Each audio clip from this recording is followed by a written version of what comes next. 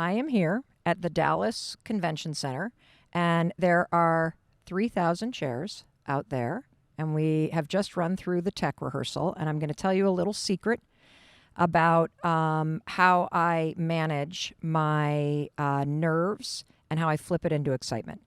And this is something you can steal. There's always a reason why you are doing something. And when you can find the reason or the purpose for why you want to either give that speech or destroy this sales presentation or walk into your boss and advocate for yourself because of the contributions that you're making, or you just want to find the courage to stand up in a town meeting and talk. There's always a reason why. And so before you're about to do it, one of the things that you want to do is you want to remind yourself of why this matters to you. I want to, for example, at work, I want to be compensated and valued for my contributions, and it's my responsibility to make those contributions known. And so I'm going to be super proud of myself if and when I say this. Or I want to make a difference in my town, and so I'm going to have to start speaking up because my voice needs to be heard. I don't want to be complaining about what's going on in this town in my own house. I want to be advocating for what changes I'd like to see make, because I can make a difference. For me, whenever I give a speech, I always say the same thing to myself. I say that, yes, there are 3,000 seats here, but I'm only ever talking to one person. And I believe that there is one person in this audience today who is here because they are meant to be here. And there is something that I am about to say that will change their entire life. That they're going to learn something that might cure their anxiety or that might help them through a very, very, very dark moment to know that this is temporary. There is someone that's going to be inspired to make a major change. And I know that in the course of the hour that I am speaking on this stage, something is going to happen that is meant for that person. And if I trust that, it allows me to just ditch the script and show up as my full, highest expressed self. You know, look, it might be that I trip on the stage coming out. Not planned, but somebody in the audience seeing that, wow, if that woman on the stage trips and she gets back up, maybe I can stumble and get back up too. Look at how she just brushes it off and she doesn't care. What if I had that? I mean, it could be that. It could be something really profound, like getting sober or leaving a really abusive marriage. So I remind myself of that, and I'm only ever talking to one person. And that helps me. It helps me to stay focused and to know that what I'm about to do, even if it makes my stomach twist in knots, or even if I'm a little, quote, nervous about how it's going to go, it helps me stay aligned with my purpose. And that's where your power alley is always in life. And that's why it's so important for you to push yourself to express yourself and advocate for yourself and share your story. And so steal that idea. Remind yourself of why you're doing this. Only talk to one person and tell yourself that there is a person in this room and you are meant to say something in this room because somebody needs to hear you say it. And when you trust that, it's not about you. It's about the impact that you're about to make. Okay, we should get off the stage because we got to go backstage and get ready. I go on in about an hour. And this is normally the dead zone for people, where they've practiced, they've run through something, and now they wait. And this is where your nerves can get the worst of you. So next up, after a short break for a word for our sponsors, I'm going to teach you the real trick from Harvard Medical School to reframe all those nerves backstage or right before or in anticipation of into excitement so that you can align yourself with your mission and express yourself. Mwah.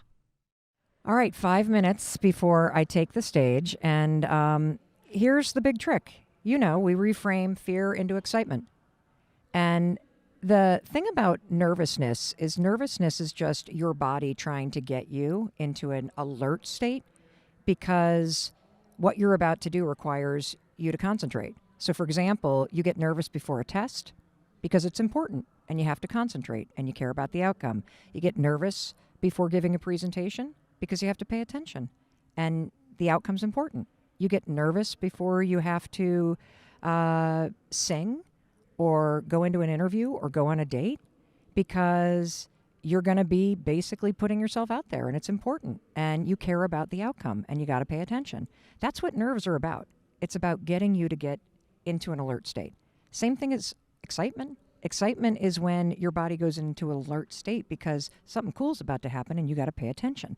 And so right now, I literally say to myself, I'm not nervous. I'm really excited. I'm not nervous at all. In fact, I'm so excited to get out on that stage. Why? Because there is one person out there whose life is going to change. And as I get more and more excited and get closer to walking up to that stage, my stomach will start to grumble. I will have to pee.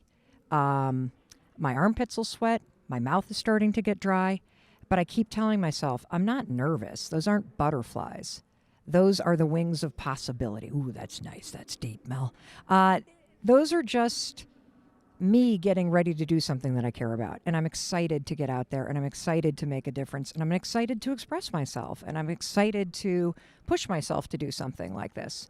And so that's my little ritual. I don't dance around. I don't meditate. I don't get calm. I tap into excitement, and I hijack the nerves, and I label it something empowering. And that settles my body, and it makes my focus get really laser focused on the impact I want to make, and that will help you perform.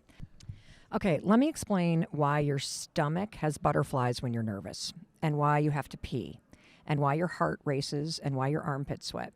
This is all part of an automatic response in your body to either something that is exciting or something that is stressful. And when you roll back the clock in terms of evolution and you take a look at stress, we could spend hours and hours and hours talking about this, but I'm just going to boil it down so that you have enough understanding to trust what I'm telling you about why reframing nerves into excitement works.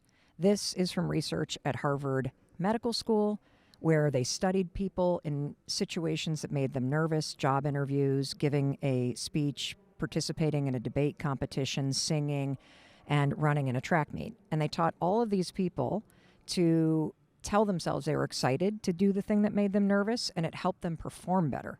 And the reason why reframing stressful situations into excitement works is because there's no physiological difference in your body between a moment that's stressful and a moment that's exciting. Your body has the same alert response to it. All of the blood goes to your heart, it goes to your brain, and that means it leaves your digestive tract. Because honestly, you don't need to be digesting food if you're going to take a test. You don't need to be digesting food if you're going to sing on a stage. You don't need to be digesting food if you're going to give a speech. So the blood goes to your heart so that you can, move, and it goes to your brain so you can think. And I'm dumbing this down. I realize there's a lot more complex science, but just the chemical structure, physiological structure changes. That's where the butterflies come in. See, the butterflies aren't there because you're nervous or excited. The butterflies are there because the blood flow increased to your heart, which is why your heart is racing. And the butterflies are due to that chemical change from the blood going to the heart and not being in the digestive tract. That's what that is, dude. That's also why you have to pee, because you're not going to need to pee on stage. You're not going to need to pee while you're singing. And so your body has this natural response in exciting or stressful situations to dump what's ever in your bladder or in your bowels. Why? So that you can focus and so that you can run faster, perform better. That's why this happens.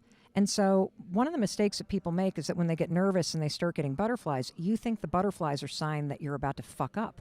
No, it's a sign that your body's getting ready to do something. And you get to decide whether you call the thing you're about to do exciting or scary. And that's why the reframing works, because there's no difference between you walking onto a stage and your heart racing and your armpits sweating and your throat being dry and your stomach being... Whoop, see, we are backstage. We're going to let the applause die down. And your stomach being in knots, which is a situation that makes you nervous, or you going to a concert and your favorite band. I can't wait to see Coldplay this fall. When they take that stage, let me tell you something. Right before they come on, I'm going to have to pee. There are going to be pterodactyls in my stomach. My armpits are going to be sweating. My heart's going to be racing. But I'm excited because I said I'm excited. So reframing works. And here's the really important reason why this matters. Not only are you not going to freak yourself out by going, oh my God, my stomach's in hospital, it's really hurts, which only increases how stressed you are, by the way. But by telling yourself you're excited, you stabilize yourself. Your thoughts don't race. And based on research from UCLA from Dr. Judith Willis, your stress response doesn't impact your brain functioning, which means all that preparation of studying for the test or preparing for the speech or the presentation, you don't choke. You can tap into it. And so I think they're getting close. So I got to shortchange this science lesson right now. And I realize it's very elementary, but I want you to understand why you get butterflies. And it's not because you're about to fuck up. It's because you're about to do something that you can do and that matters. So go frickin' do it, which is what I'm going to do. So I have a pretty exciting trip planned for the holidays. I'm going to Portugal. And who are you going with? And I'm going with my mom and my twin brother, and we're meeting my sister who's in London right now, but she'll be traveling there to meet us. Okay. I am really excited about this trip. I think it's a place I've always wanted to go, beautiful country.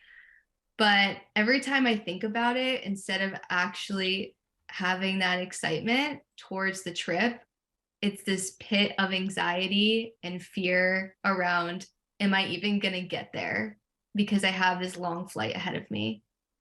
Meaning, am I going to get on the plane or is the plane going to make it to Portugal? Is the plane going to make it to Portugal? Gotcha. How many days from now is this flight? A couple weeks right before Christmas. And since this is a couple weeks away, are you feeling nervous yet? Yes. Yes, definitely. Describe what that means for you. For me, it's just like this impending doom, I guess, like this anticipation of a really traumatizing experience. Not to be dramatic, but like it's this pit in my stomach anytime I start to think about it, you know, just the normal anxiety tendencies come up, like my chest feels heavy, I have that like pit in my stomach, and I don't know, like my mind just goes into a million different directions and none of them are positive. They're all just what ifs, what if this, what if that. And does it get worse the closer you get to actually having to get on that plane and take that trip? Yeah. I mean, there's always this element of denial, like I'm not actually going to do it. And then I will eventually be faced with getting on that airplane. And that is kind of when it really clicks of this plane like is not going to make it there. I like need to make sure I tell everyone I love them. Those kind of really irrational feelings come to surface at that point. So I want to tell you something. You may not know this about me, but I used to be a nervous flyer. And I used to have the exact same feelings, the pit in my stomach. I would constantly entertain the thought, well, maybe I just won't go. I used to, when I was flying home to Western Michigan to see my parents for Christmas, I would send the presents ahead because I wanted to make sure that if the plane went down and I died on that flight, that they got the presents. And it would get worse and worse and worse as the date for travel would approach. And I noticed as I became an adult, and I had to book my own tickets, my nervousness would also interfere with my ability to book the ticket because I would look at the flight options and I would feel like I was playing Russian roulette and I had to pick the right plane because only one of these planes was going to make it. And so I don't know if you feel any of this kind of stuff, but I would delay booking the flights and the next thing you know, there are no cheap seats and now it's expensive. And so it just, my nervousness for me was more than a pit in my stomach. Does this sound familiar? Oh yeah. It's almost comical when I share like I'm booking these flights and I also have a tab open looking at every safety rating and if there was any experience of this aircraft going down and I'm like doing this research, like this whole research project and I'm going in 2 hours away, And it's so strange that people don't have, maybe not strange. I'm jealous of it, but I always just assumed people went through the same thought process as me, that not everyone's panicked about if their flight is going to make it to their destination. Well, first of all, I think it's normal to have thoughts about your own mortality when you are in a situation where you're not in control. And so I think that's normal. Second, Mhm. I think most people are somewhat nervous about flying. I mean, we are climbing onto a metal tube and we're rocketing 30,000 feet in the air with Yeah. a bunch of people we don't know. And Mhm. then it starts to bounce around as we are hitting turbulence. And I think most people sit on that plane pretending that they're not terrified. And that those of us that kind of talk about it, we can laugh about it. But, I've always noticed, particularly now that I can afford to fly up front in the plane, the drinks are free. And I've always been struck by the fact that, Cameron, I'd say 95% of the people that are offered a free drink take it at like 8 or 9 in the morning. And I don't think it's because they're alcoholics. I think it's because they're nervous. And so I think most people are busy texting their loved ones before the plane takes off, just in case. And so I Yeah. want you to understand the fear of dying is not irrational. The fear of being nervous in a situation where you have no control is not irrational.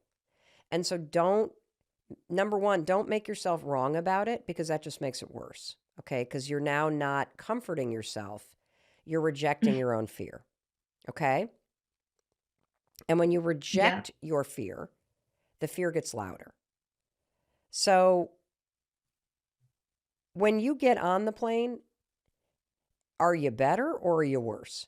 I'm definitely worse because it's all those thoughts coming to a head. And like you just said, it's this deep uh, fear of not being in control. I think that's where it all stems from. And I'm definitely not an adrenaline junkie. And I don't really like doing anything crazy that I can't control the outcome. And especially when I'm on an airplane and I don't know who I'm surrounded by. I don't know who's in charge of checking the airplane, like driving, what even is the proper term, flying it. Uh, the lack of control really creeps up on me. And I think that's really where the panic, I don't know, just solidifies and it's a mess from there, So, how do you usually. manage this? Because we all have fears, right? Or we get nervous around something. So, like, you might get nervous walking into the SAT exam. And so then we all have little strategies that we use to try to calm our nerves. Or you might get nervous before you have to present something at work or in school. And so we have little strategies that we use to calm ourselves down. So, you're in the plane, you're buckled up, Hmm. you're taking off, you're sitting next to your mother and your brother and the nerves hits, what are the little strategies that you use to try to make yourself literally be okay? Like, can you put us at the scene of a moment when you were on a plane and turbulence hit and like you felt like the spike of nervousness? What did you do? I wish I had a strategy that I could say I lean into. I would say rejecting that fear is more of the route I take, where I kind of beat myself up for having this fear in general, considering, I don't know, there's just so much more. And I'm sitting here freaked out about an airplane.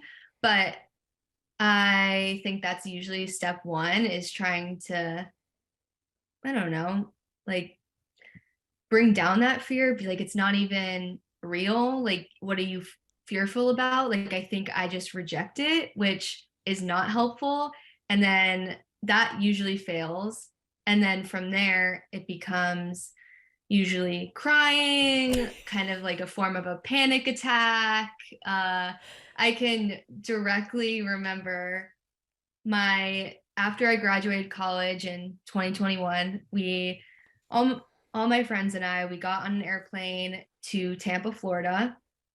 Super exciting trip. Like we had just finished the year riding this high, and everyone on the airplane has like, their fun hats on. Everyone's like ordering some drinks. We just graduated.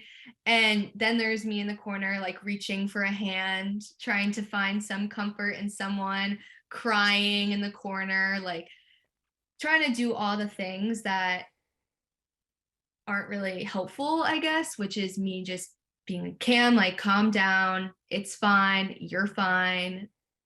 So that's my coping mechanism. So does telling yourself you're fine work? No, it doesn't ever work. Does making yourself wrong work when you're nervous? No, Does it telling doesn't. yourself to calm down ever work when you're nervous? No. Yeah, Nope. and let me tell you why. Because you can be two things at once. You can be terrified and you can find the courage to face it. You can be nervous about getting on a plane, and you Mm-hmm. can also get on that plane and coach yourself through the feelings of nerves. And when you invalidate yourself for very real fears, Yeah. and it's not the fear of crashing, it's the fear of dying. When you invalidate very real fears, you make the fear bigger. And so, first things first, Cameron, I want you to understand it is okay to have this fear. It's normal to be a nervous flyer. And that can be true. And you can use simple strategies backed by science to take control in a situation when you're normally nervous or afraid. And that's what I want to teach you to do. Because I believe that this is a problem in your life because it's holding you back from doing things that you would like to do with your life. Yeah. If you were not nervous about flying, what are some of the things that you would do in life? If I conquered my fear of flying, I think it would also have like this trickle down effect on a lot of things that I have held myself back from, and just even like making it part of my personality that I'm not adventurous. Like I pride myself on that because I really don't like the risk of not feeling in control. So, in terms of flying, like I'm so young and I want to be able to say that I've seen more than I have. I think everyone can probably agree on that, even if you aren't young. Um, and yeah, like you said, just even booking a ticket myself, I'm like, yeah, that like, we'll do that next year. I'll go see that place next year.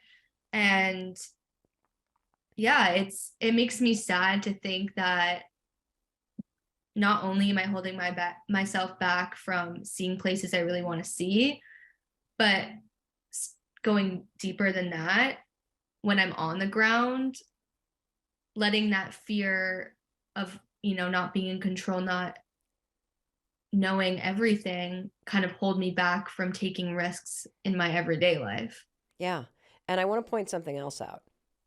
So you are probably 5 weeks away from this incredible trip happening with your mom and your brother and your sister, going to a place Yeah. that you really want to go to with people that you love.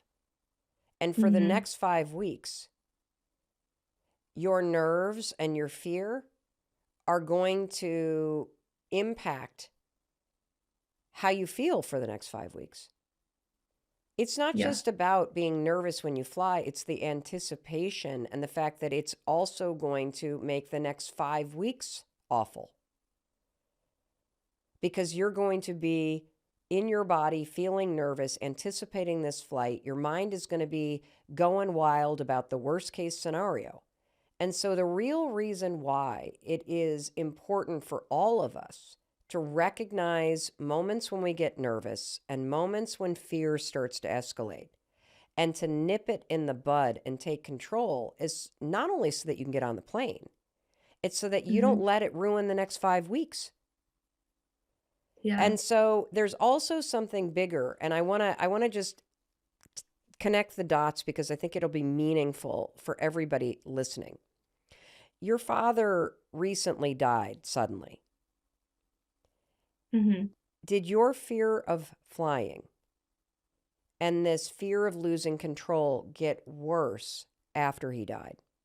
Yeah, 100%. I think any event that tests your control or basically throws it out the window, because I think I spent my whole life kind of latching onto that feeling, and then to have it completely ripped away from me in the matter of moments, it felt like, then now approaching events that I have no control over, it kind of brings back this feeling of like, wow, I don't know what's going to happen. I don't have control over anything, which is true about life, which I struggle a lot with coming to that, I don't know, conclusion or even accepting that. That acceptance is really difficult. I think that I'm not going to be able to control everything in my life.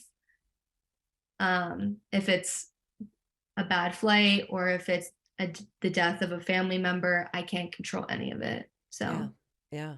See, I think that's the bigger breakthrough for you. And it's the bigger breakthrough that we all need.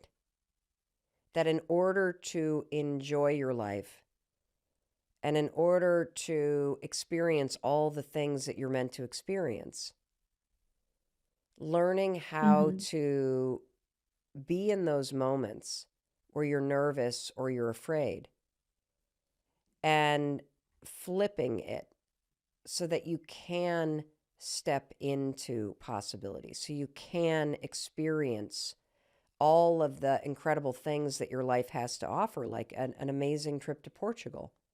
And to be able to do that, Cameron, and enjoy the 5 weeks leading up to it, and to be able to get on that plane and enjoy the time with your mom and your brother and be filled with thoughts of excitement about seeing your sister, and then to be able to be in Portugal and enjoy the time there and not be consumed with thoughts about the fact that you're going to have to fly back to Boston. Say, I knew that you did that because that's what I used to do. What would that be like for you? I mean, it would be really important. It's something that, I mean, this is why I'm so open to this conversation. And like you said, those 5 weeks leading up to it, already I feel that anxiety. And I think during the trip, I definitely don't want that really precious time I have with my family to be tainted by the fact that I'm sitting with anxiety about something I can't control, which is my flight home. Today, we're going to talk about the biggest fear that people have in life. You know, Seinfeld famously joked that the person in the coffin isn't scared. It's the person who has to speak about the person in the coffin who is. The fear of public speaking is the number one fear that people have. And I don't even mean necessarily talking on a stage like I do for a living. I'm talking about the fear of speaking in public, sharing your ideas at work, expressing what you need to other people, having hard conversations with friends and family, talking at a meeting at school, pushing back on something with a doctor, like just being able to express yourself. And the reason why this is such a huge fear for people is because it is a moment of intense vulnerability. The second that you go to speak at work, what happens? Everybody turns and all eyes are on you. And suddenly you feel like there's a spotlight on you and you get really worried about being judged. Same thing happens when you have to speak in class, right? When you got called on in class, most people get a little nervous, A lot of people hated that moment in elementary school when you had to read out loud. That's a moment of public speaking. And we are so afraid in that moment when the spotlight is on us. And I've shared in a number of episodes that I used to be terrified of public speaking. I would turn bright red when I got called on as a little kid. In law school, I would start coughing attacks or I would leave the room. As a young lawyer, I would wear a scarf because I'd get these neck rashes as I was talking to the judge and to the prosecutor in a small courtroom. And I just figured I would be the kind of person that always had a bright red face, always had an awful case of hives on my chest, always felt my tongue going dry. And I hated it. I hated it, hated it, hated it. And today, what I'm going to talk about is how I went from being afraid of public speaking to becoming, I'm almost like, like it sounds braggadocious, but the truth is I went from that to being the most successful female speaker in the world. More than 111 speeches a year on the corporate circuit. So Microsoft, Starbucks, JP Morgan, AT&T, any kind of company you can imagine. I've been there. Now, the first question I always get is, how did you get into the speaking business and how did you become the most sought after female speaker on the corporate speaking circuit, Mel? Well, the truth is, I didn't set out to do anything. I've told you guys a story about how that TEDx talk happened by accident in 2011 and how I had a 21-minute long panic attack while I was giving that talk, and I never thought I would speak ever, ever, ever again. And then something crazy happened. A year later, somebody put the TEDx talk online, and for another year, it went crazy viral. And I didn't even know it was online. And so we're talking 2013. Now, by mid-2013, people start to reach out to me on Facebook and say, hey, I saw that thing in San Francisco. And I'm like, were you there? They're like, no, it's online. I'm like, it's online? And I realized, holy cow, this thing's online. It's got like 1 million views. That's crazy. And people kept reaching out. And it was mainly women's conferences. And they were asking if I wanted to come and do like a breakout session. And they wanted me to just repeat that TEDx talk. And so I had no idea that this was an industry or a business.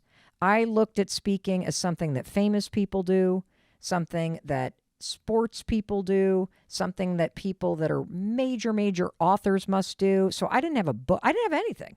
I just had my little secret 5-second rule in my back pocket. I had a TEDx talk that had mistakenly gone viral online. And now I had people asking me if I would come and I would talk in breakout sessions at women's conferences. And I'm like, okay, that sounds fun. Now, keep in mind in my life, this is the moment when Chris has left the restaurant industry. He is bottomed out, not functioning, focused on getting sober. And I am working 2 jobs trying to keep things afloat. I mean, it is a really scrambling time in our life. And so I said yes to these things. And I'll never forget it. In 2013, I did 7 talks, I think it was, all for free. I had no idea that people got paid to do this. And I was doing it because I wanted to escape the pressure of my life. And if I'm being perfectly honest, as nervous as I was about doing this, and I'd get a big neck rash and I'd turn bright red in my face, as nervous as I was, there was something about being asked to tell my story and inspire other people that really lifted me up and made me feel, I don't know, like it's sort of like how you fluff a pillow up when it's looking deflated. It just lifted my spirits a little bit to have the focus be on helping other people. And so it was like a lifeline, but I was still so nervous. When I tell you I was nervous, I mean, I was so nervous. I not only wore Spanx, I would put like a pad in the Spanx because I was sweating so much. I had all kinds of wardrobe fails because I would literally sweat like Niagara Falls. That's what I do. I have a hot flash as I get nervous. So I'll never forget it. It was the Pennsylvania Women's Conference. It was Hillary Clinton, I think, was the keynote speaker. And then there was this incredible woman who was the principal of Strawberry Hill Mansion, who I just love. And she spoke in the main room, 14,000 women there. And I was in this breakout session, and it was the largest room I had ever been in. I almost had a heart attack. There were like 1,000 seats set up, and I had never been in a room that size.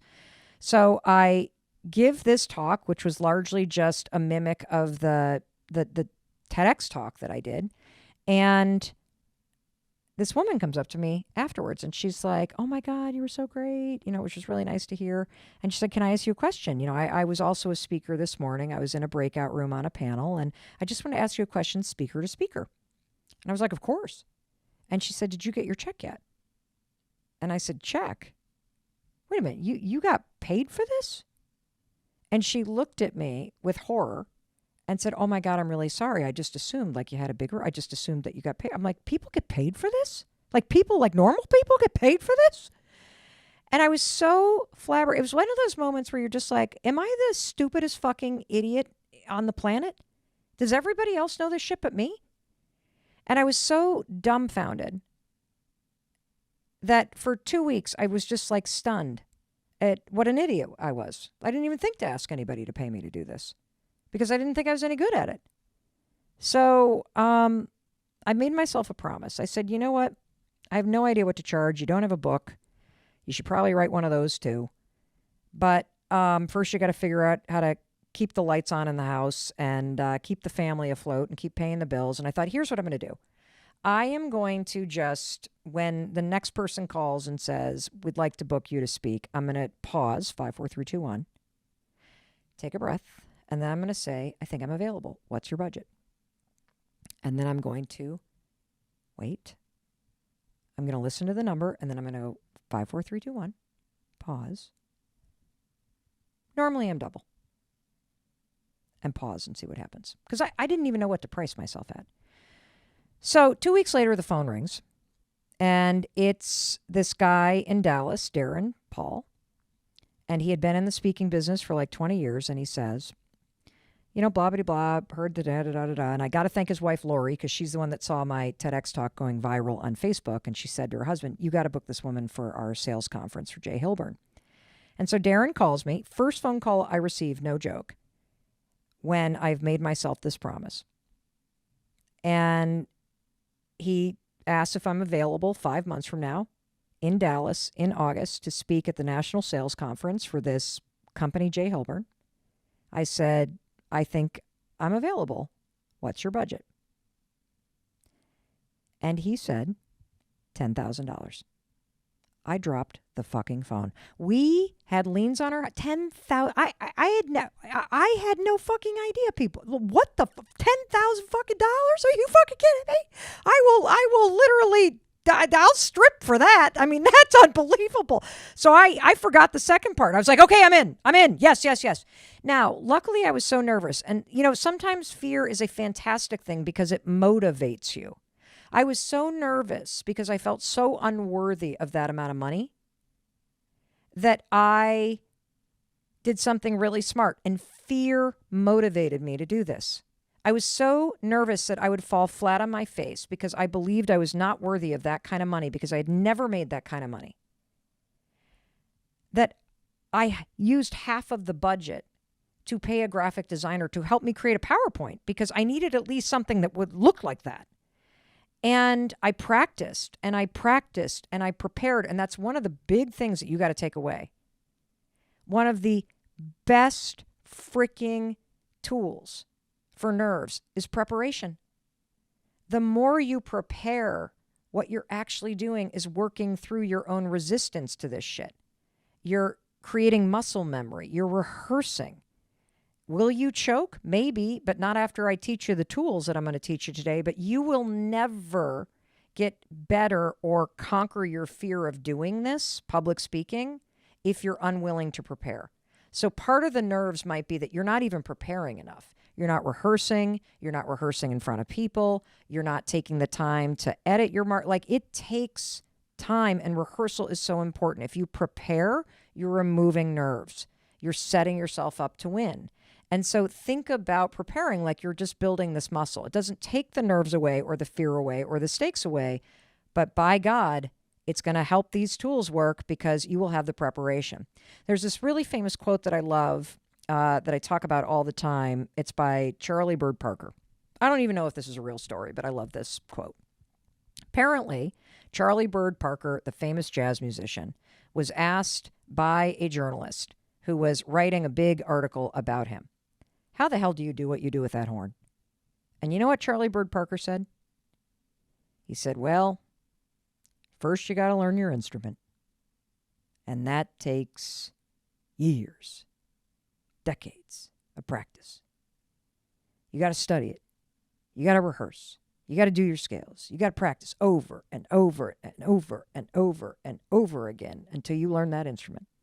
And then you forget all that shit they taught you and you just wail.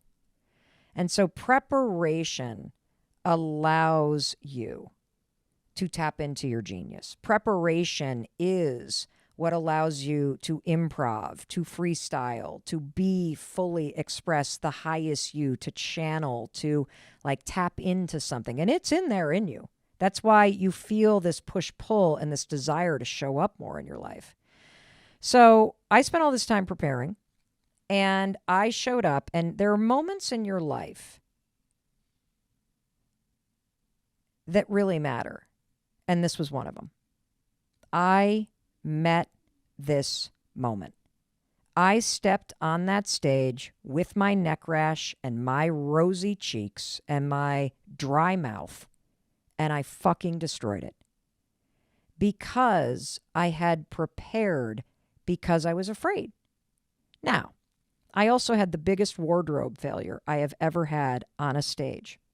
So I wore this dress because at the time I was a commentator for CNN, and I used to wear this dress all the time on CNN. And I thought, okay, if somebody's paying you that kind of money, you got to look like you're on TV. So I wore this like kind of power lady dress. You can already imagine it, right? It's got like sort of the V-neck and the pencil skirt, and it's hard to walk in. It looks good on television, but you're not moving and you're sitting in a chair. I had never looked at it with a light behind me. And at the end of the speech, I just fillet this thing. I walk off that stage. It was the first time I'd ever been projected on a Jumbotron in an arena. And after the speech, this woman came up to me. She was darling. She's like, oh my God, I love the 5-second rule. Thank you so much for those. It was amazing. I'm like, oh my God, I'm going to pay my mortgage this month. This is great.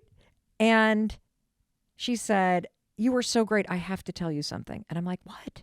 She said, don't ever wear that dress again. I said, why? She said, I don't even want to tell you this. I said, what? She said, I could not only see that you were wearing Spanx, but that you had a thong on underneath them.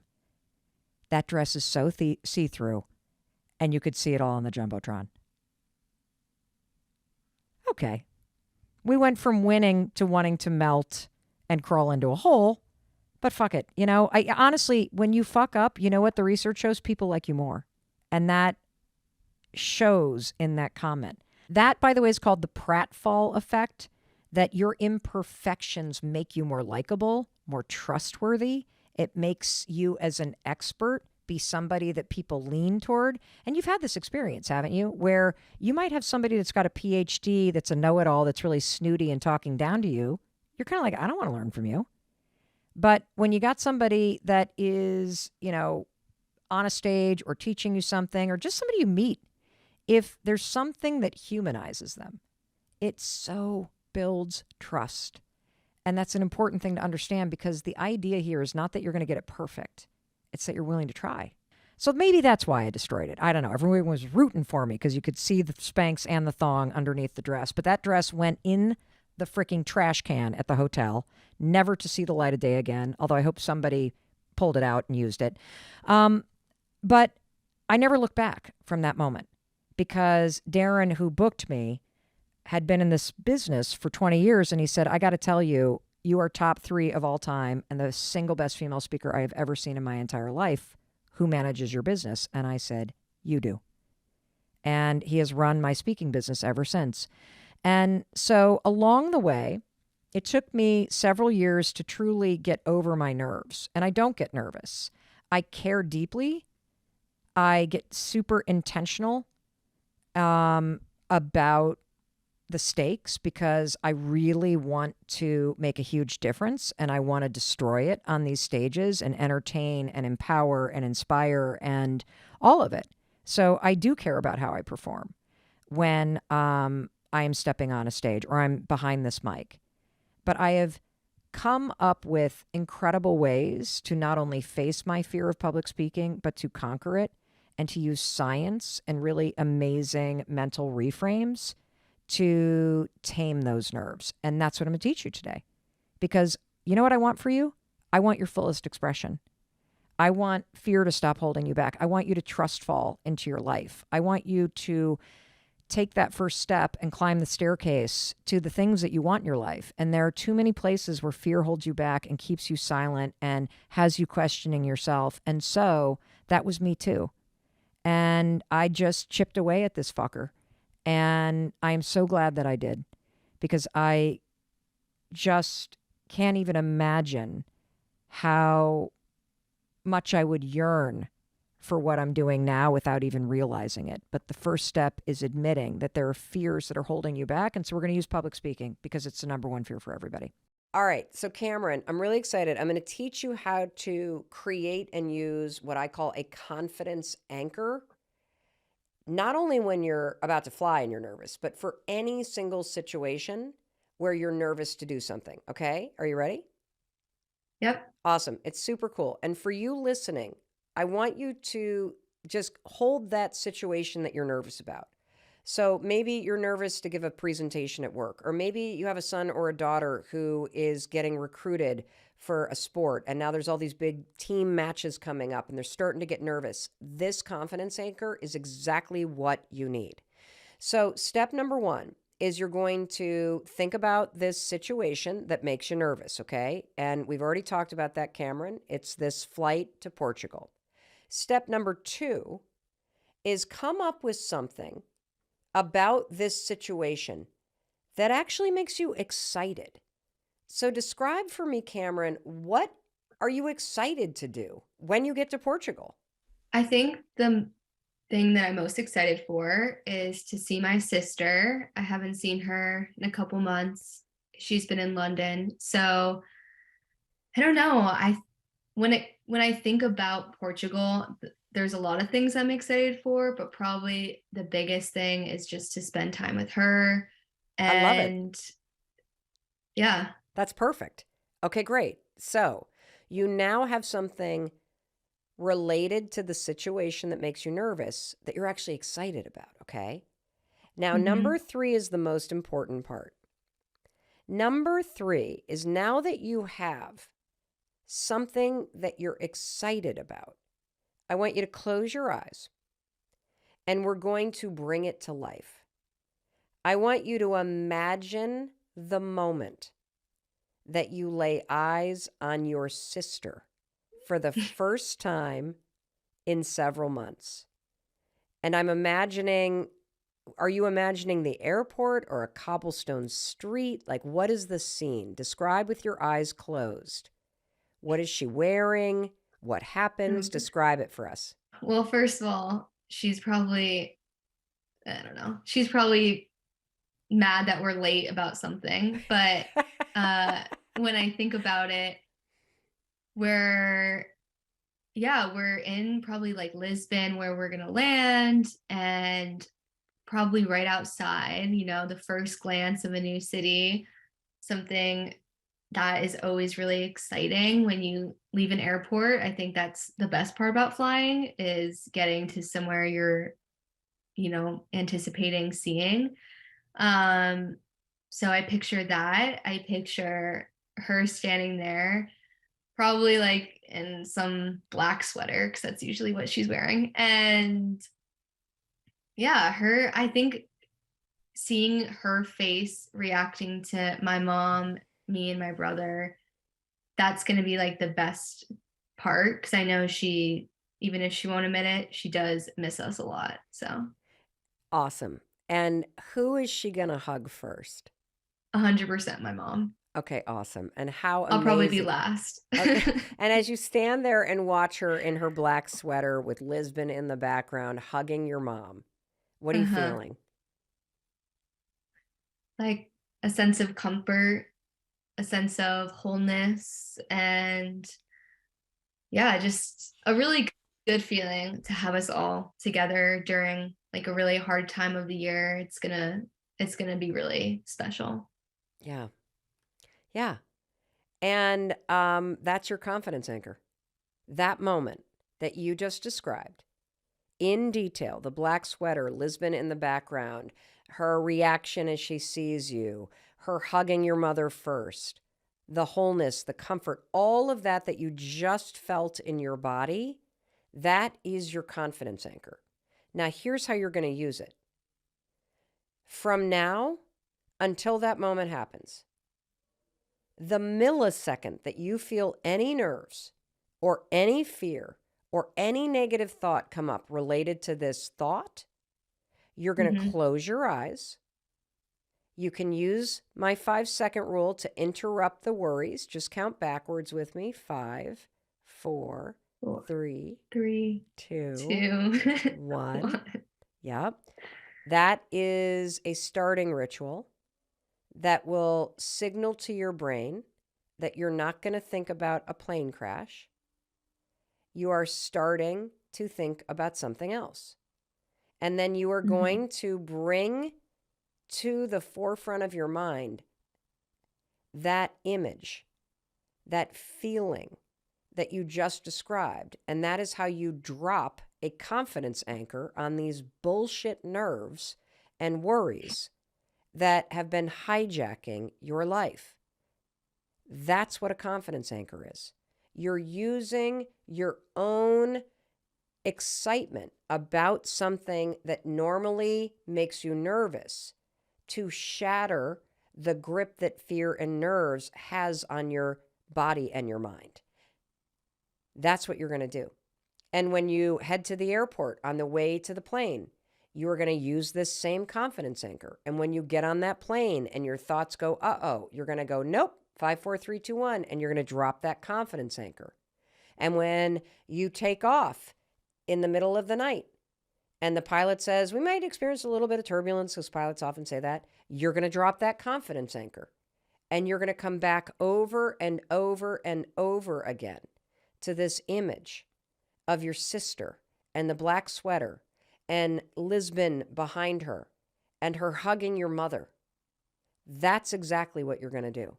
And you're going to be shocked, because this is a technique that they studied at Harvard Business School called reframing performance anxiety, was the name of the study. Reframing performance anxiety.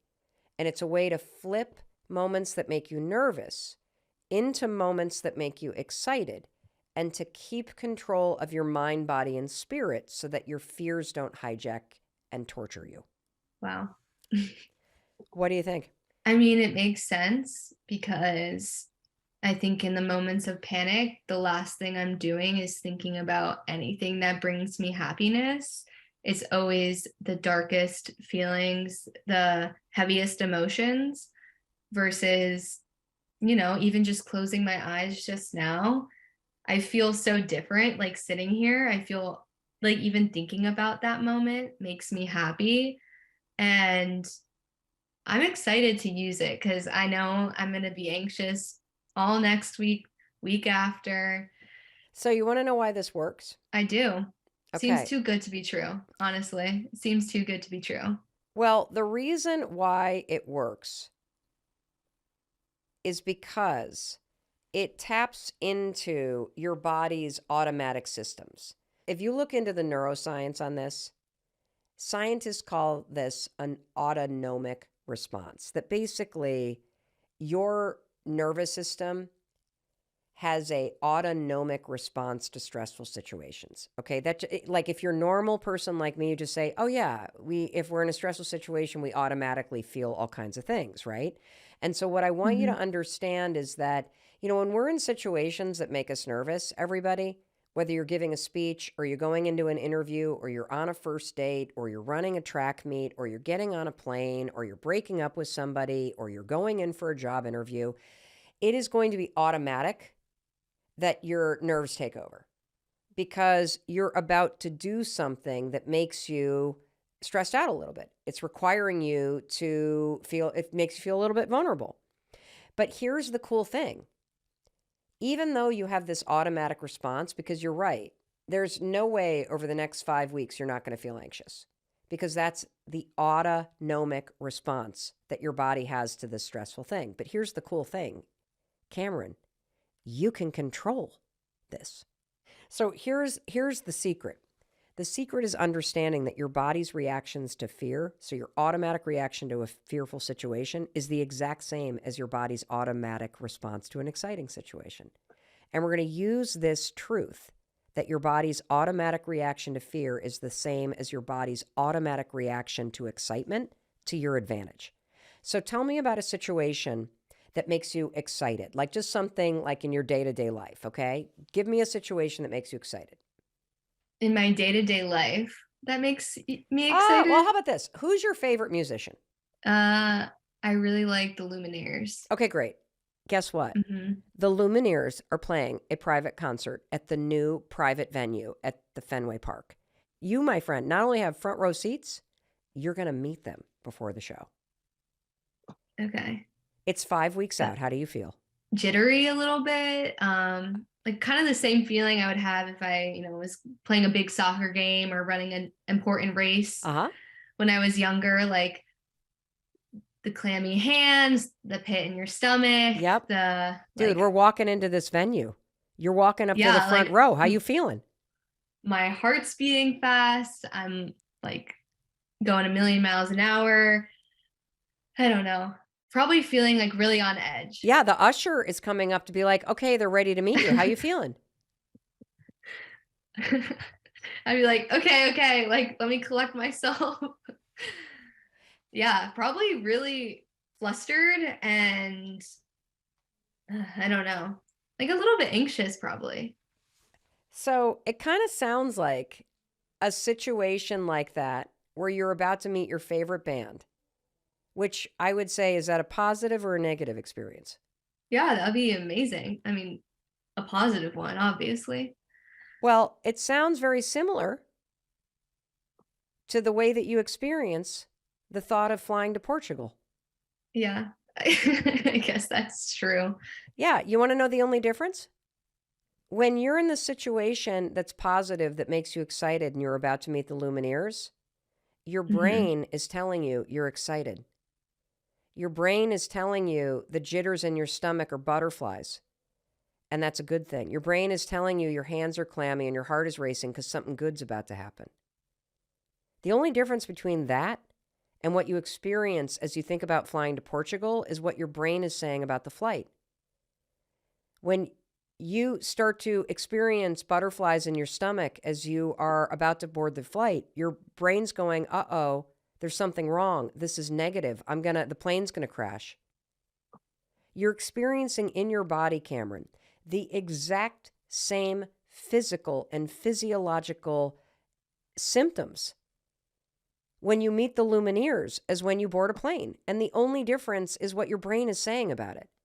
And so the reason why a confidence anchor works is we are going to shut your negative brain down and drop this confidence anchor right on it like a sledgehammer. And we're going to replace your narrative that something's wrong with, holy shit, I'm about to see my sister. This is so exciting. It's as exciting as meeting the Lumineers. And when your brain starts to say the butterflies are positive, you won't escalate into a panic attack. You will have taken control. How cool is that? That's pretty cool.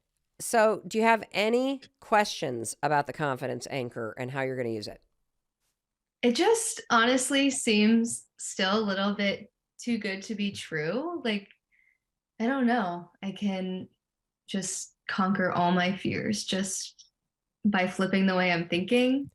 There's a scientific reason why this works. So they researched this at Harvard Business School. And what they did is they put people in control groups and put them in situations that made them nervous. So they put one group into a control group where they had to run a track meet. Another one had to sing karaoke. Another one was in like a debating competition.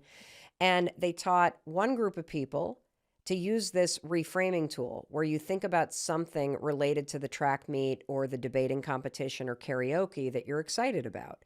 And so this group was taught to say, I'm excited. I'm excited to run this meet. I'm excited to get up there on the stage and conquer my fears. I'm excited to go and debate because I've prepared.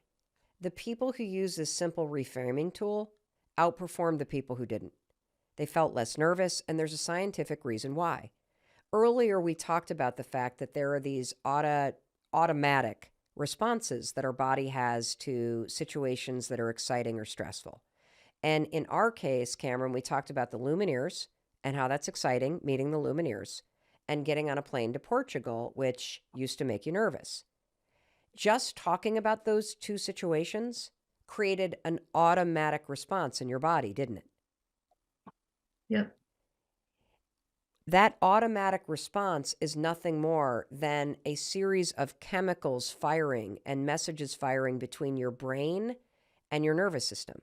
The reason why you and I get butterflies is because when the brain sends a message down to your nervous system that, holy cow, we got to get on a plane, or holy cow, the Lumineers are about to walk in, your nervous system goes, oh, got it, and immediately starts changing up the chemicals in your body. Adrenaline fires. The blood races to your head and to your heart. That's why your heart starts pounding. That's why your thoughts start to race.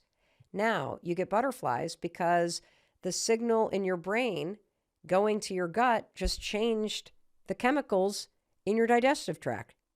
That's why we all get butterflies. That's it.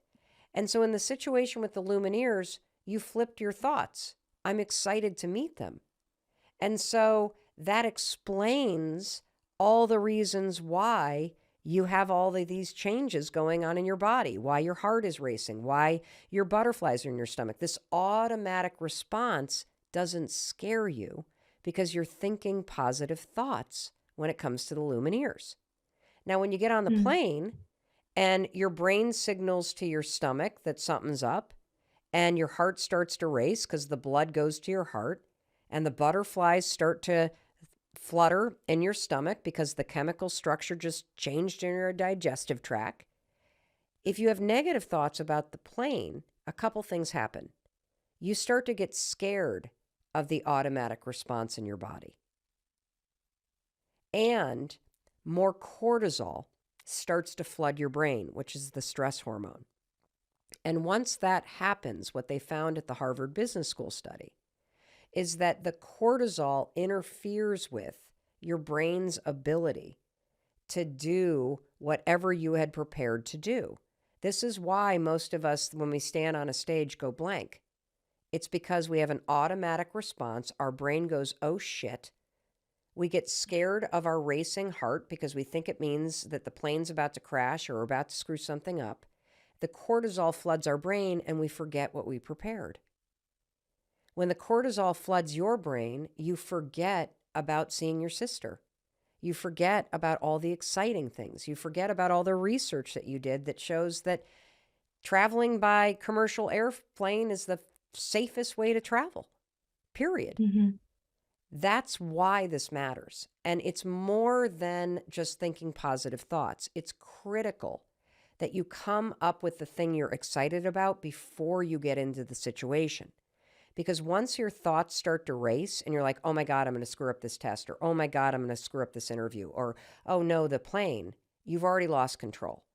You have to come up with this exciting anchor and this confidence anchor before you start to get nervous. Got it? Yeah. Any other questions? It just makes so much sense. You know, I always have taken the approach of calm down, Cam, like, you know, kind of making myself to be the bad guy. And not really reframing it in any way, just letting myself kind of soak in all the stress and anxiety.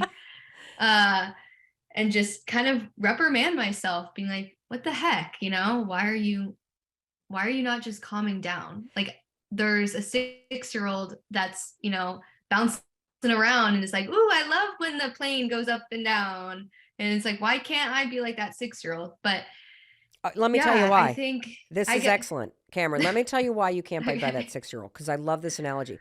The 6-year-old's brain is not attaching negative thoughts to the plane bouncing up and down. As far as the Mhm. 6-year-old is concerned, this is exciting. That's why they're not panicking.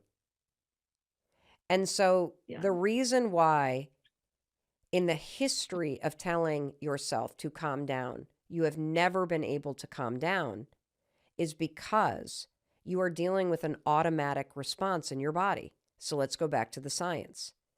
When you get into a situation that makes you nervous or that makes you stressed out or makes you afraid or that makes you excited, those are states in your body of high agitation. Those are states of alertness. Those are states when your blood starts pumping and your brain starts paying attention and, everything kind of aligns because you're about to do something that makes you excited or fun or nervous or afraid. And so you go into a state of being hyper alert. That state of high agitation is one that you can't calm down like that.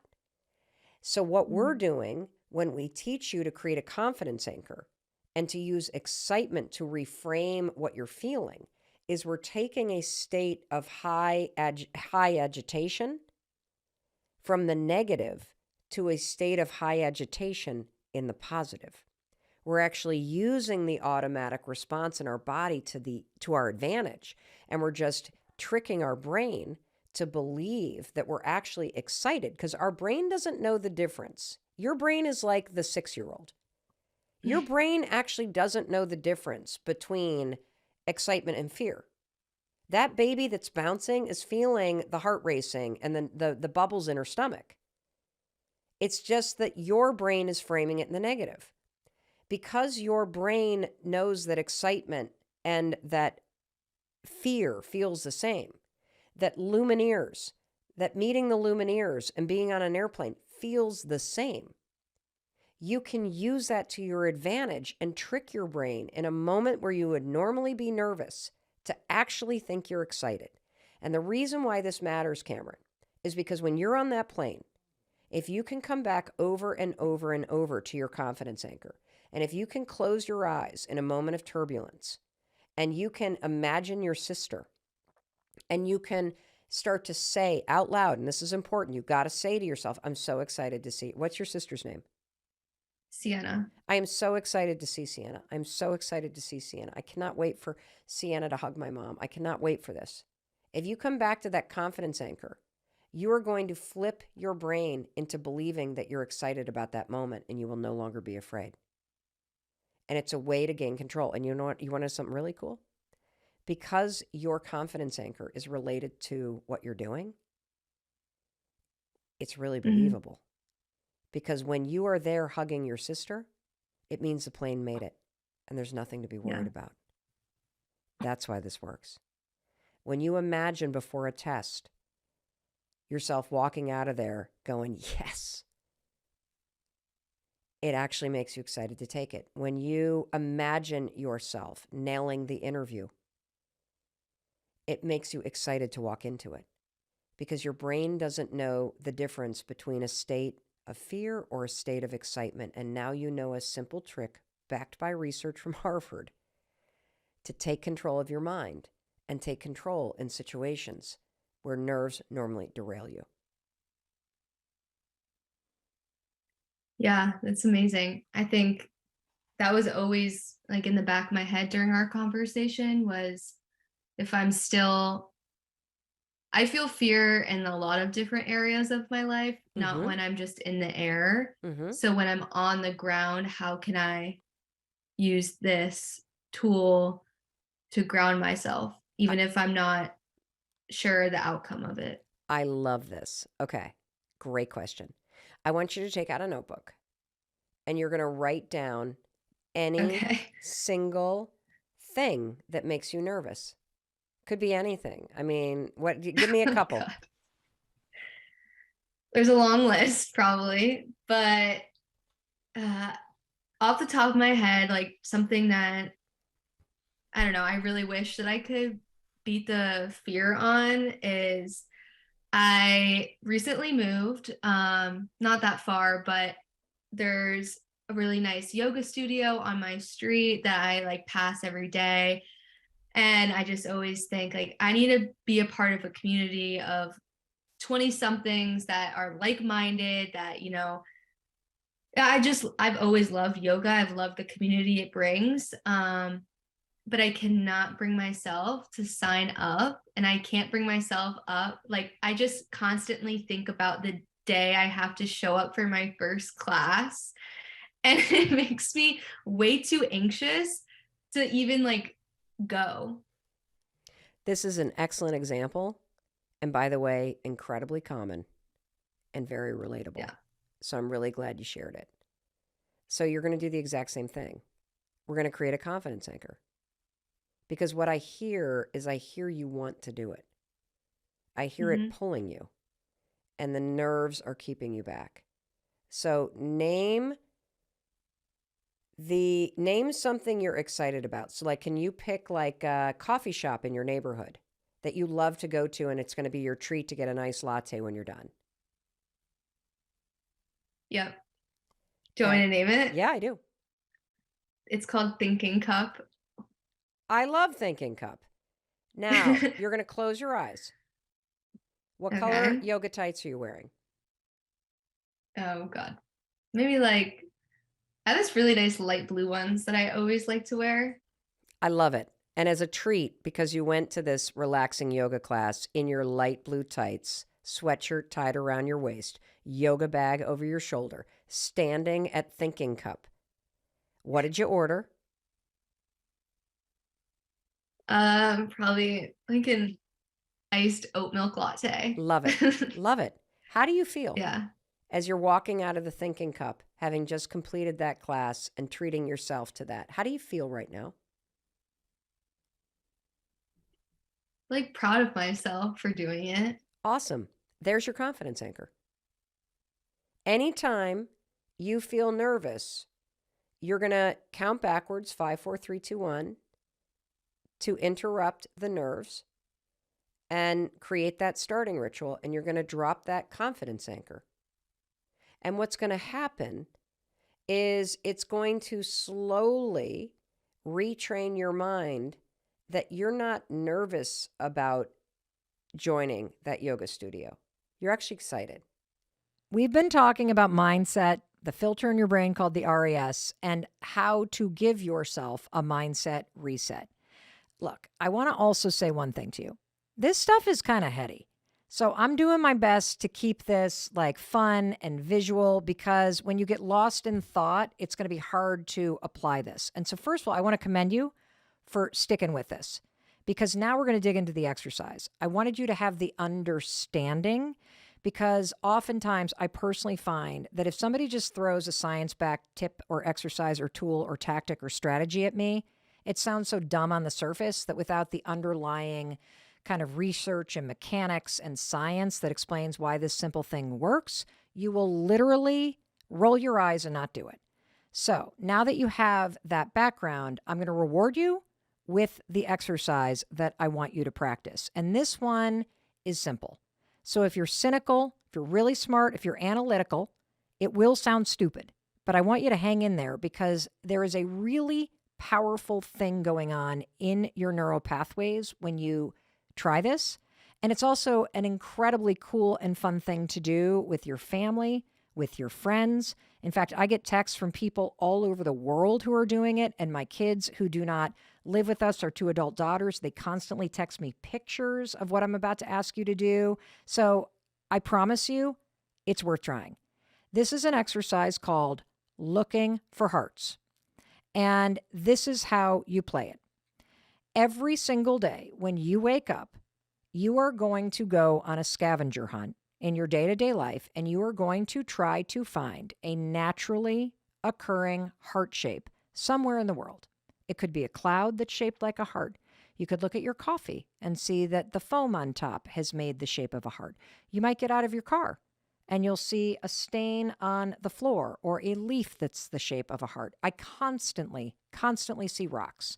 I see heart shapes in the top of mountain ranges. I see the shape of hearts in brick buildings all the time in terms of the different colors of bricks. And here's what's interesting about this. What you'll realize is that there are probably 10,000 heart shapes that are around you in your day-to-day life.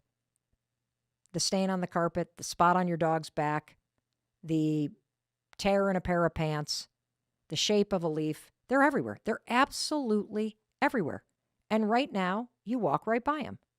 Why? Well, because they're not important to you. You have not told the bouncer of your brain to let the hearts in to the nightclub. So you are walking right past all these things, and they are actively being blocked out. It is not in your conscious mind. The second you start playing this game, Find a Heart, you will experience something amazing. You will experience your brain going to work for you. And so here's how I want you to play this, because I do want you to play this every single day. This is truly not a game about finding hearts. This is about training your mind. This is a game where you are telling your mind, I am the freaking boss. Bouncer of the mind, I pay your salary. You are going to do what I tell you to do. You are going to find me a heart. And if you want to get paid, you are going to find me a heart. That is your job today. Find me a heart. So get intentional about that. And then I want you to go through your life and just let a heart shape in. And when you see it, here's what I want you to do. And if you're really analytical, you're going to think this is the cheesiest damn thing you've ever heard, but I want you to do this because there's neuroscience involved. When you see that heart, I want you to pause. And I want you to really stare at it for a minute. You can take a photo of it. If it's a rock, you can pick it up, or a leaf, and take it with you. Because I want you to reward your brain for being flexible and for trying to help you. I want you to take that moment for real, as cheesy as this sounds. The foam on the top of your coffee, the shadow on the floor. I want you to take a minute and really savor it and literally just go, holy shit, there it is. That's pretty cool. Yesterday, I walked right past this and I didn't even see it. Thank you, mind. Wow. You just changed in real time. You just let something in that I asked you to let that in. And if you really want to supersize this, if you're somebody that's really struggling with a sense of self-worth or hope or really believing that you can turn things around, I want you to look at that and tell yourself that that was placed there for you to find. That this was placed there because you needed to see evidence that it is in fact possible to change the way you think. It is in fact possible to tell your mind what you want to see more evidence of and for your mind to work for you. And once you see one heart, you will start seeing hearts everywhere. The more hearts that you see, the more that you are connecting into magic, the more that you realize that your brain is trying very hard to help you. It is going to point out hearts in the moss. It's going to point out hearts on the sidewalk. You're going to see hearts on people's clothing. You're going to see them in paintings. It's weird. They're like everywhere. It's as if there is this entire world that you and I live in, and we walk by it every single day. And I think that's true about everything that you want. That there is evidence all around you that things are working out, that people are trying to help you, if you're willing to see it. You know, at the end of the day, finding hearts is not about finding hearts. It is about something so much bigger, because it's proof that you can change the wiring in your mind. You can manipulate and program this filter, the RAS, to make it work for you. And every time you see a heart, it is evidence that it is true. And so it's important because this is the first step of a mindset reset. Because if you didn't think, my mind can change, it can allow me to see the world differently. If I can't get you to see and experience that, you will never even bother trying thought substitution. And I will say there is something that some of you may experience. So this comes from Nady in Germany. And she wrote, Mel, I loved what you said about looking for hearts, and I've been trying it. And I even saw 2 hearts within an hour. But then I got nervous and was almost afraid to find them. So, how do you overcome the fear of making things better? I relate to this because we're used to the way that things are. We're used to the default programming in our minds, even if it makes us miserable. And when you start to catch a glimpse of how things could be different, I think sometimes if you've experienced a tremendous amount of heartache, or you've tried so many times to put yourself out there, the idea of believing again that it's worth trying again, that is what's scary. Here's what I have to say to you. This is not about hope. This is hard science.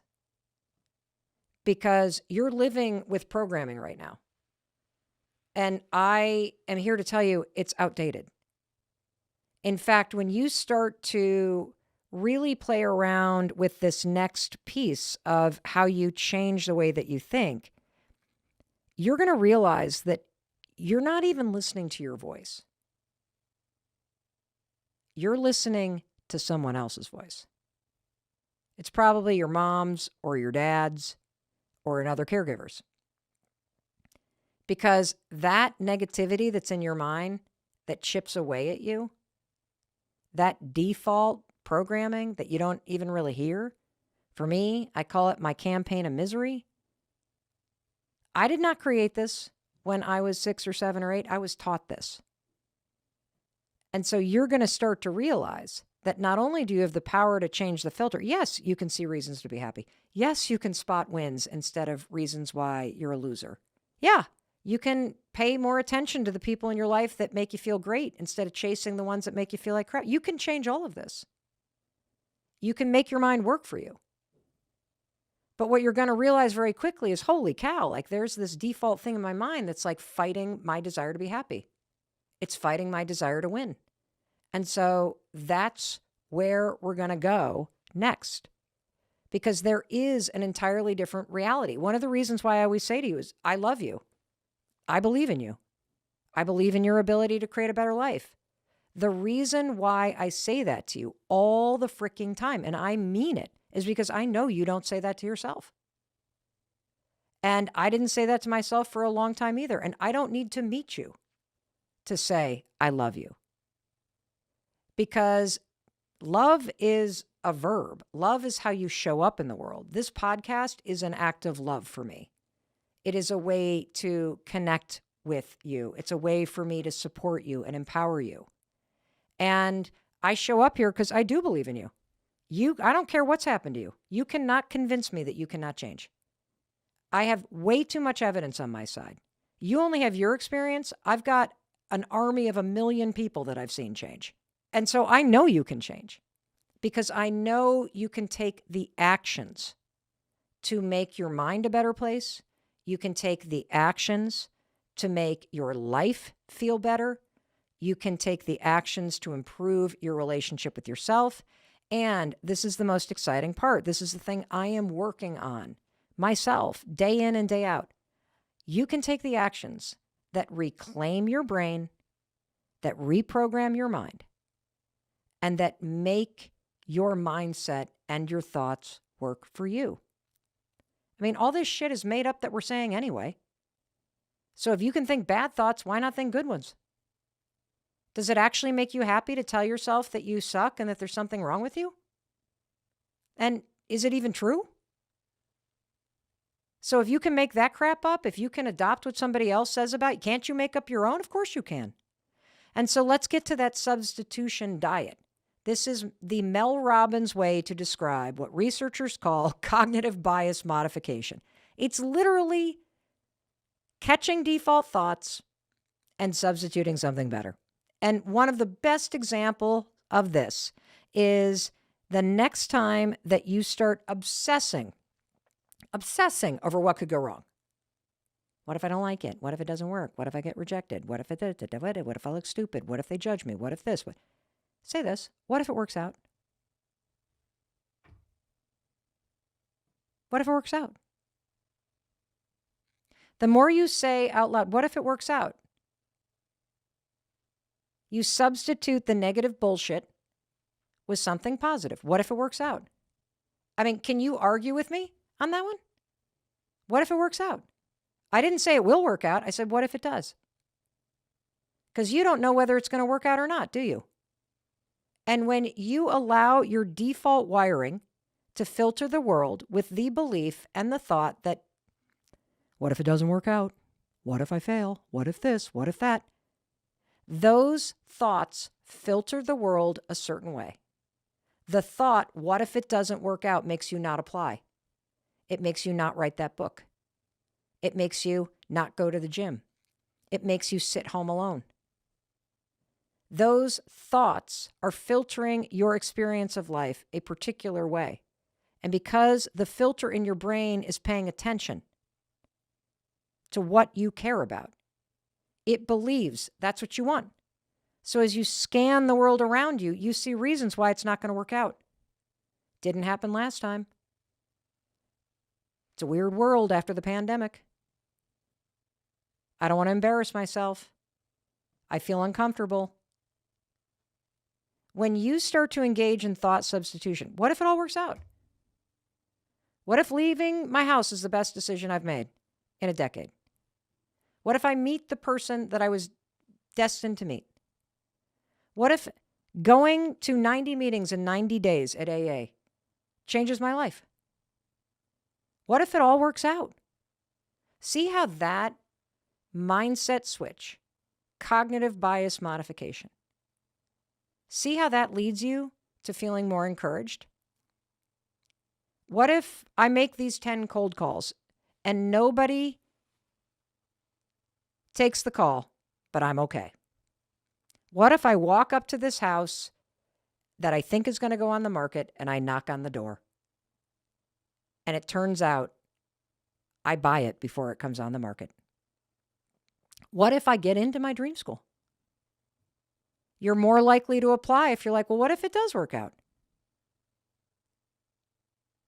And this is why this is so important, because your brain is paying attention to what's important to you. And I don't think any of us have a clue how much airtime we give to negative thinking, to beating ourselves down, to assuming that life is going against you, to thinking something's wrong, to beating yourself up, to comparing yourself to other people. And when you start to pay attention to two facts, number one, your mind is trying to help you. And number two, when you figure out what's important to you and you make it a priority, your mind will adjust in real time and help you see an entirely new world. And when you see that it's possible that you could get into your dream school, that's a whole new world.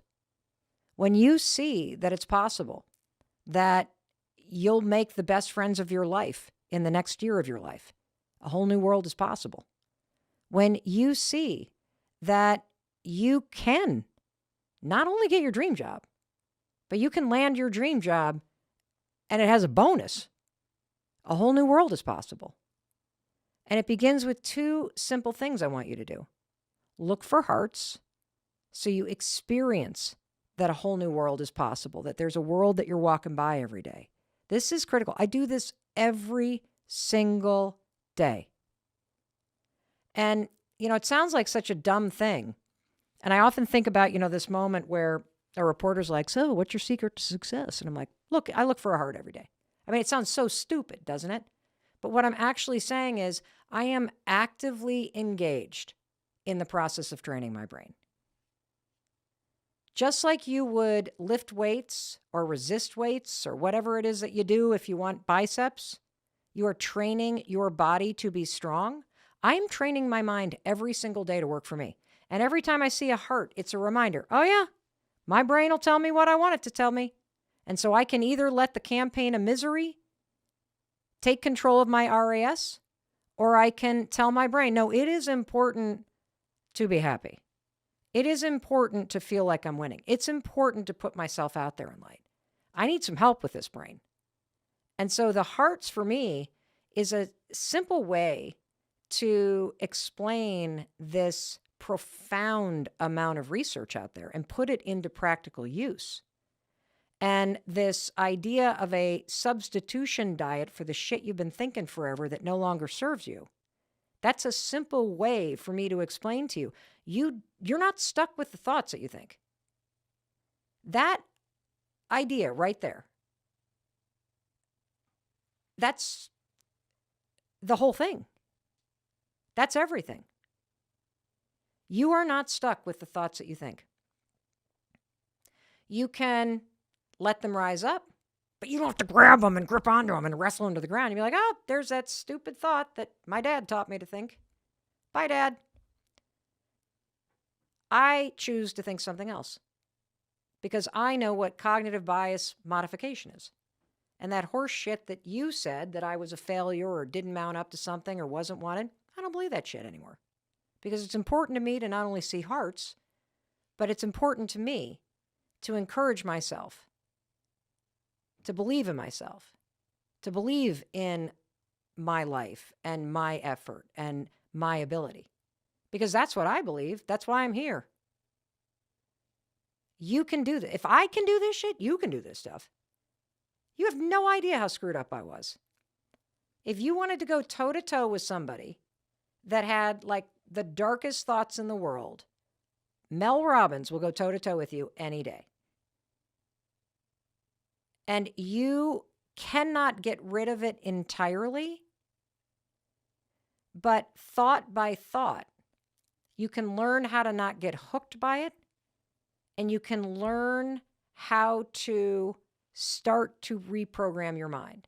And I'm also going to tell you something. I said at the very beginning, it's not one and done. Like, this is not toxic positivity. I'm not here to sell you a pill to make your problems go away. I'm here to tell you that there will be times in your life where the negativity comes back and the default comes back and things get overwhelming. That happened to me just 6 months ago. When big things happen in your life, it can take you down for a little bit. But coming back to this stuff over and over, looking for hearts, there's the confirmation. I still, even though life sucks, my brain is still trying to help me. And really, I'm telling you, I call it hand-to-hand combat with your mind because that's what you're engaged in. Those negative thoughts either hook you and take you down, or you're like, boop, that's interesting. My grandmother's still bitching at me and she's dead. I don't really need this in my default program anymore. You know, that's what's available to you. So I mentioned earlier that this cognitive bias modification tools that we're talking about today work because not only have I used them in my own life, but also because we've had 250,000 students that I've taught a course about reframing your mindset, resetting your mindset to. And we do these extensive surveys afterwards. And one of the things that I know from our data is that the number one negative thought that people struggle with is, I'm not good enough. And I believe that everybody struggles with this. There are two reasons why. Number one, many of you grew up in a household where your lived experience was that you were told you weren't good enough, or you felt like you weren't good enough.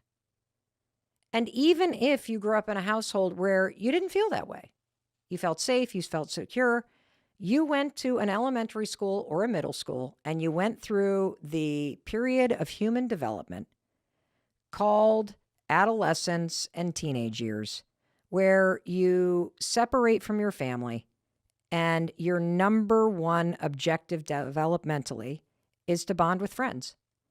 And it's during that horrendous period of time that we call middle school that most of us start to size ourselves up in relation to other groups of people. Oh, they're the theater kids, I'm not good enough for them. Oh, the sports kids, I'm not good enough for them. Oh, the rich kids, I'm not good enough for them.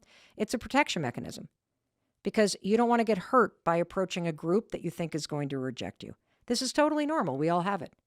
And ironically, what we do is we tell ourselves we're not good enough for certain groups or certain people. But our brains pay attention.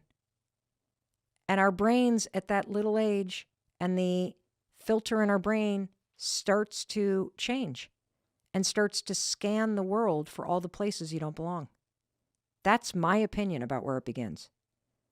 It is part of everybody's development to go through this period where life is a sorting hat and you're trying to figure out where you fit in.